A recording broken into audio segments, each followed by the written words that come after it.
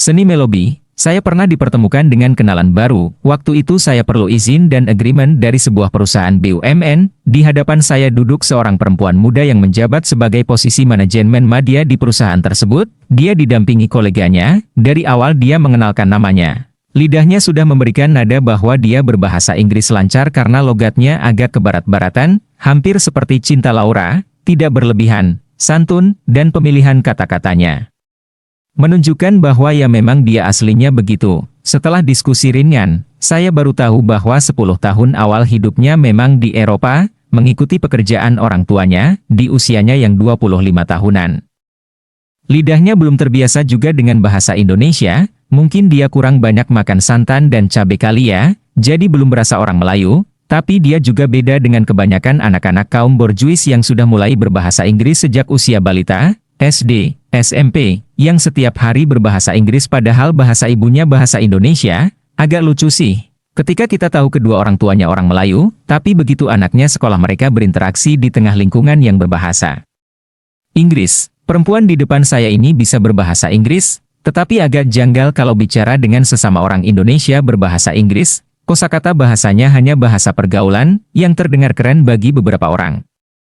Tapi bikin jengah beberapa orang lainnya, mungkin saya aja kali ya, yang sok nasionalis dan belum bisa terima konsep world citizen atau warga negara dunia. Oke, daripada ngomongin logat orang, mending kita balik ke pembahasan yang penting yaitu urusan perlistrikan. Saya belum jadi pengusaha dunia perlistrikan atau energi, tapi niat ke sana ya ada banget. Karena yang penting kan niat ya, jadi suatu saat memang akan mengalir ke sana, termasuk pertemuan kali itu, saya dibawa oleh Pak Iden. Sahabat senior saya yang asli Sumatera Utara.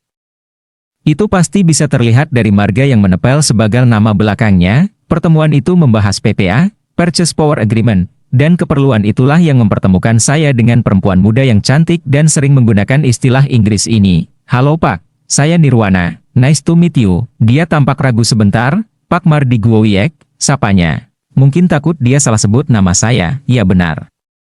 Nice to meet you too, sahut saya. Ini jawaban standar saya dalam dialog awal dengan para gadis. Nice to meet you, yang membuat saya sering melihat ciptaan Tuhan pada wanita, yaitu, to meet-nya. Jadi ya menambak Nirwana ini to meet-nya bagus. Berarti saya nggak bohong kan, kalau bilang, nice to meet. Hahaha, PAC ya. Panjang deh urusannya kalau laki-laki mulai bahas to meet perempuan, saya sudah dengar nama Bapak dari jauh-jauh hari, dari Bos Iden. Katanya sambil menoleh ke Pak Iden yang selalu tersenyum. Oh iya, ini kolega saya, Firdaus. Dia bagian studi pasar dan bagian lapangan, terutama urusan RUPTL. Saya pun mengulurkan tangan saya kepada seorang laki-laki yang usianya tampak sedikit di atas Mbak Nirwana, tetapi posisi manajemennya setara, wajahnya datar dan sedikit pelit senyum, kesan pertama yang saya dapat, dia kurang ramah dan kaku. Saya tahu bahwa orang inilah sebenarnya yang akan menjadi orang yang harus saya hubungi di kemudian hari. Posisinya saya butuhkan untuk hal-hal yang nantinya akan menjadi kebutuhan dasar perjanjian kerjasama.